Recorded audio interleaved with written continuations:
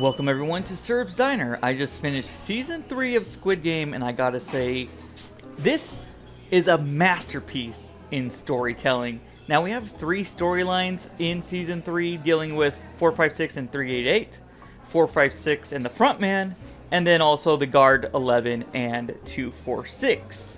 Of course we left off season 2 with 388 going to get the ammo to help out everyone, to help out 456's plan, and 388 kind of froze in fear to go help them, which caused 456's plan to fail, and this kind of led to people dying, not having the ammo, and this frustrates 456, obviously, because people he loved and cared about were there, and they were actually dying. His plan to take down the Squid Game, to go and attack the guards, to go and attack the front man, to take down the entire organization, is all kind of wiped away in this moment at the end of season 2.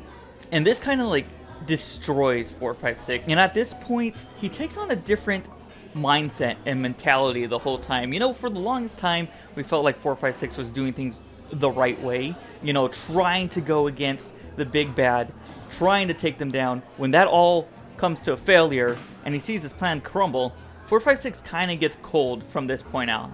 And he sees 388 and he realizes everything that has been done. And he pretty much on the next game of hide and seek decides to kill 388. You know, 388 didn't help out. He caused the death of everyone. And 456 needs this revenge, right? So during this game of hide and seek, you know, 456 decides to be the killer and hunt down 388. That's like his only mission, his only goal is to kill 388. And he meets 388, and obviously 388 is frightened, he's scared, he doesn't believe it was entirely his fault. I mean, the whole plan was 456's plan to begin with, to fight and go against everyone, and you know, high risk, maybe high reward, we don't even know. And they obviously fight, and 456 ends up killing 388. And it was in this moment that we really see a change in 456. It is with this confrontation with 388 that he realizes, you know, it's not actually 388's fault. It is 456's fault, because he led everyone into this fight. And in a fight, it's kind of like live or die. And this is not necessarily the best option. You know, you're in a fight or flight mode, you're in a desperate mode, you're trying to kill, you're spreading more hate, and in the root of it all, it may have not been 456's best decision. I mean, doing this led to the death of his friends, of all these good people that just wanted to leave, you know? They weren't the people that were staying willing to kill each other, to stay in the game. These were literally all good people that died. And it started with 456's plan. You know, right after he kills 388, there's just this great acting, great directing, and you could just see, you know, the switch flip in 456's face, his demeanor. And obviously at this point, he feels like himself is a failure. He failed being good, trying to do the right thing, trying to take down this organization the right way, not sacrificing his fellow friends in order to do that. Because he knew people would die, right? He's going to fight. And this is why 456 attempts to kill himself, but he is prevented by the guards, by the frontman. Frontman does not want this. Frontman has kind of other plans. Frontman wants to show 456 what humans really are, pretty much. But we'll get to that in a second. Obviously, 456 and his mentality of revenge, his mentality of like taking down, destroying the Squid Game, destroying the frontman, this kind of all dies. This part of him dies in this moment, and obviously he wants to kill himself there. But at the same time, we have the birth of the baby 222 happening, and it's very symbolic and beautiful that like himself is dying and this new life is being reborn, and kind of represents the future in so many ways. Not only 456 himself, but to his philosophy, to the future of the entire story. Like, this birth is more than just a baby. It is like literally the future. You know, something so pure, innocent, and not corrupt by any means. And we got new life right then and there. 456 went down a dark path, probably shouldn't have killed 388. 388 made a mistake, but he was scared. Like, how can you blame somebody who's scared of dying? I mean, he didn't sacrifice anybody. He was just frozen in fear, you know. And I feel like that's very, very realistic. And 456 took it a little too far, and this is part of the reason, you know, he failed 388. He failed his friends. He failed everyone.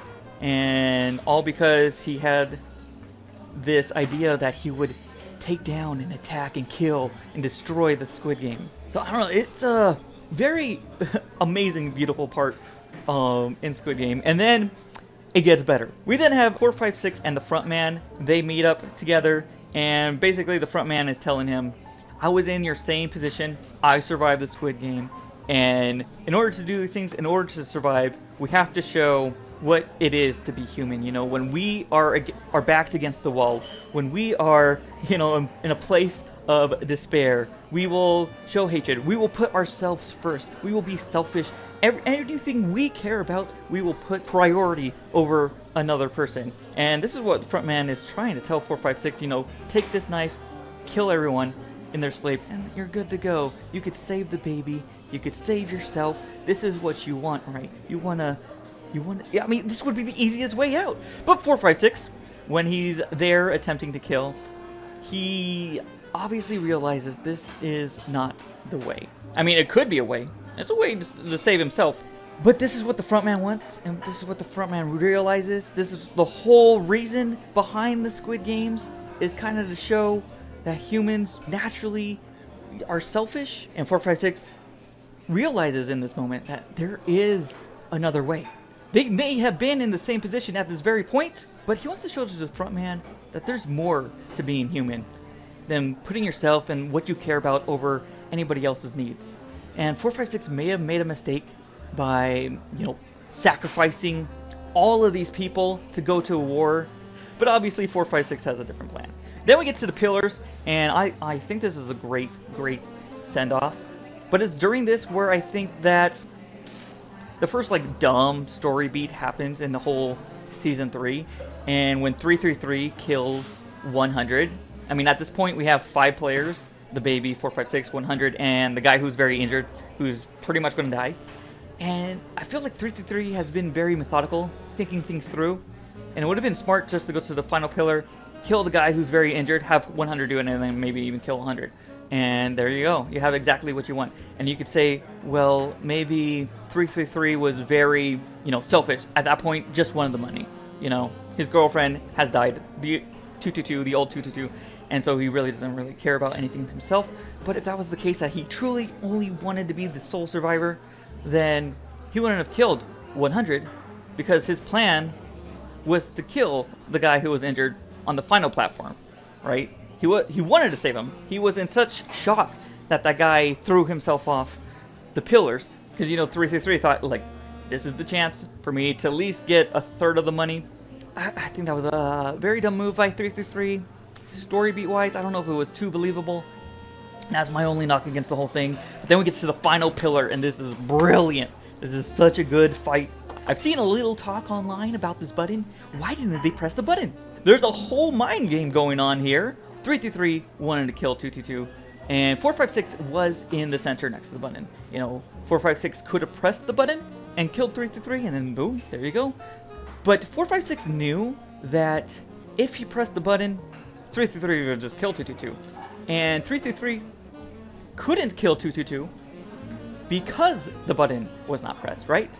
If 333 dropped 222 there, he knew that the game would still continue, and that the button could be pressed, and it could all end for 333. So 333 didn't want to kill 222 right then and there, because if he did, he would still, you know, get a one-on-one face-off against 456, a previous winner. This is a very dangerous scenario, and 456 didn't want to press the button because then 222 would just die, and that's not what it's all about.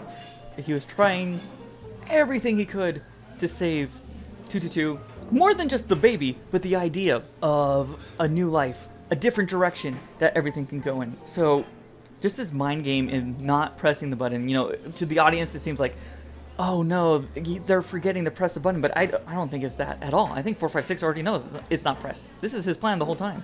And it's such a brilliant scenario that 456 immediately takes the center. You know, the baby's on the edge.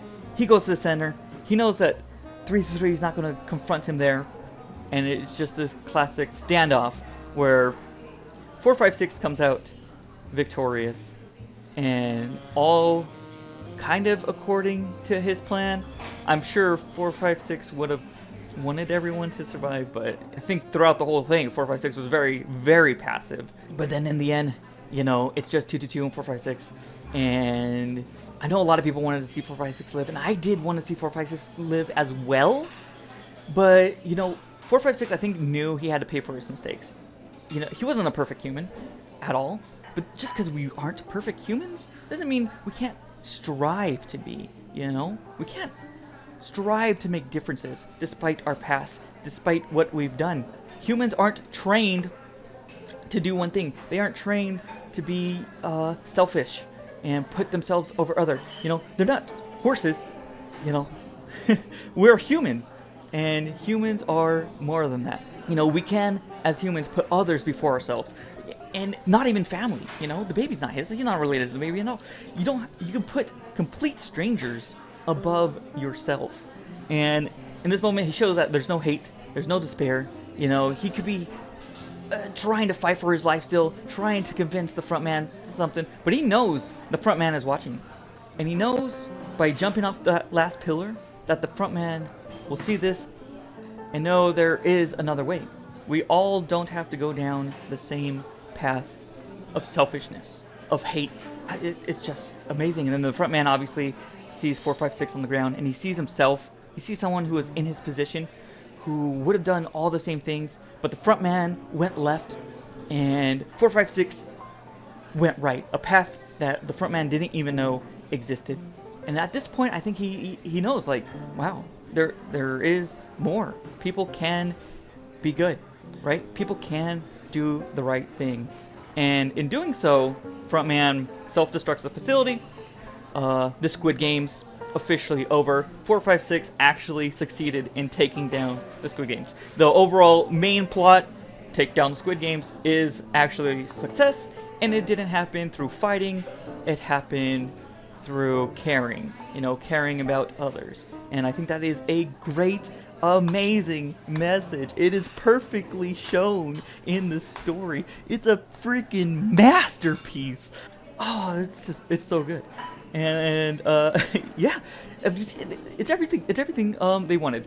And there is the side storyline with the guard 11 saving 246, and it kind of like hits the same beats where, you know, 11 is from North Korea, and I think there's to a large extent, we're like, oh, North Korea soldiers, people killing, these are bad people. And 11 sees 246, and 11 knows about 246's daughter and her struggles, I believe, with cancer. And 11 wants to do the right thing and pretty much be selfless in this moment. Risk everything to help another person, to help somebody in the Squid Games, even though she's a guard and he's part of the games himself. So it's just another storyline to show that, like, it's more than just 456 out here, you know, sacrificing his own life for the greater good. 11 is doing it too. 11 from North Korea is doing it too. It doesn't matter where you're from. It doesn't matter like who you are. Like, people can do the right thing for other people, and it just shows incredible selflessness. And it's great. It's great. I love it. Now, there are some loose ends, and I believe a lot of the loose ends are between the detective, the brother, and the front man. You know, detective was going to the island. He ends up helping save 246, so it's not a complete loss there. But, you know, the detective never does anything with the front man. Obviously, the front man, his journey is complete. His redemption, not really a redemption arc yet, but his, like, switch flipped in his brain. You know, he destroyed the Squid Game. He did good at the end of the day. Maybe he deserves a little bit of punishment, but I don't believe we're there yet, because obviously Frontman arrives in the US and he sees Kate Blanchett, I believe. He sees a slap game, initiation ritual to get into the Squid Game going on, and I believe the Frontman might actually be in Squid Game USA. I initially thought that Squid Game USA would just be a complete separate thing, but I think the frontman is going over there. He's trying to be what 456 was at the beginning of season 2, right? Trying to find these people of the Squid Game, take them down. But now the frontman knows more. He knows where to look. He knows where to go. He's going to shut down the USA chapter of the Squid Game, because obviously the Squid Games are destroyed in Korea. And there's all these VIPs. They still love this. And they probably started in the US because, you know, it's going to be more money. It's going to be bigger. It's going to be crazier. We're going to have all these crazy games. You know, I don't know, like playing basketball, but the bomb is the ball. You know, or playing baseball, but the bomb is the ball. Or football, but the bomb is the ball. You know, I don't know. They're going to play American games. But I believe the front man is going there. And it might be like a C plot or a D plot. You know, obviously we're going to get new characters and all this. But I believe he's still going to be there trying to take down this organization. And I think even his brother, the detective, might still also be there. We might have 2 reoccurring characters because we didn't really get a fulfilling story to the detective at the end of the day. Obviously, he saved someone. Great. I mean, that's his job at the end of the day. And the island is kind of destroyed. The Squid Games are destroyed. So that's kind of positive. But there's still this conflict between Frontman and his brother. And I believe we will see that throughout the seasons of Squid Game USA. This was great. This was amazing. I wouldn't change a thing about this. As long as they continue the storyline, you know, Frontman continuing 456's mission. You know, 456 will be there in spirit, trying to do good, showing that you can do good even if you're desperate, even if you have your back against the wall, and you don't have to go down this selfish, hateful road. So I think that's fantastic, beautiful, great masterpiece in storytelling, acting, directing.